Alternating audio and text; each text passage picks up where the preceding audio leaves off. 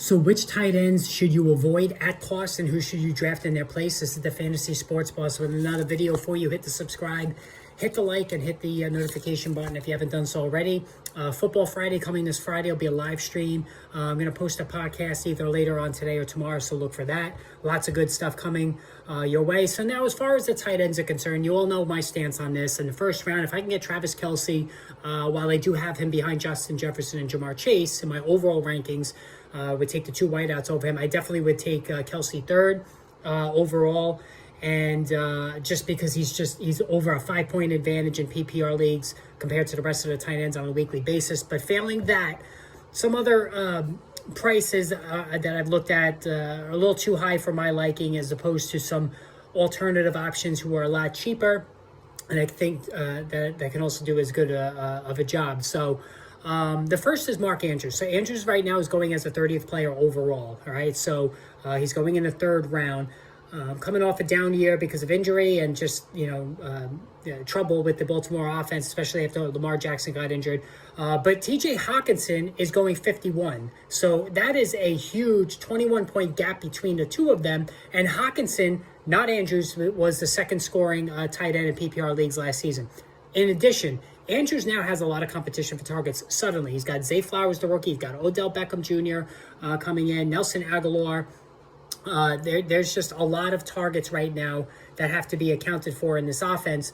Whereas with TJ Hockenson, he was the clear number 2 guy to Jefferson last season. I think he's got more touchdown potential this year in a major passing offense in Minnesota. Jordan Addison, we got to see it to believe it in terms of how good is he. He did not have a good season as last year in college. So I'm definitely more apt to pay the price on Hockenson at 51 overall as opposed to Andrews at 30. All right, George Kittle right now is the 62nd player off the board. Much prefer Darren Waller at 81. So here's the deal. George Kittle injured every single season. The touchdown total last season, an outlier number. He's not going back to that touchdown total again this season. A clear outlier. Misses games every year. Now, certainly Waller himself has been an injury mess the last 2 years, but Waller is the clear number 1 target in the Giants passing offense.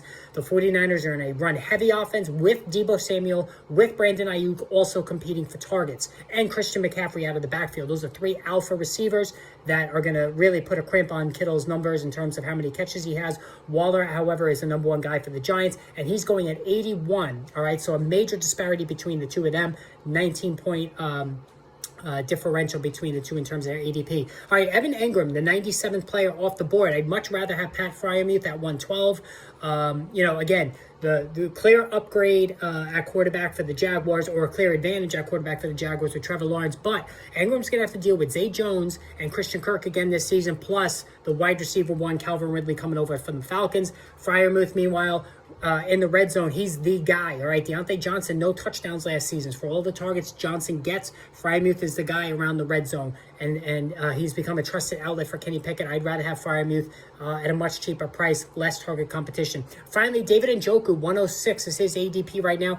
Give me Dalton Schultz at 132. Listen, rookie quarterback, CJ Stroud, rookie quarterbacks, what do? They throw to their tight ends. Dalton Schultz has proven himself to be a very good red zone target with the Dallas Cowboys.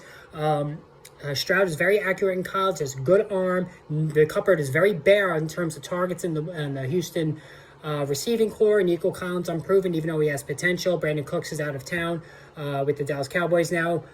So Schultz is the guy that I'd much rather have at that price. All right, guys, hit that subscribe, hit the notification button. More videos on the way.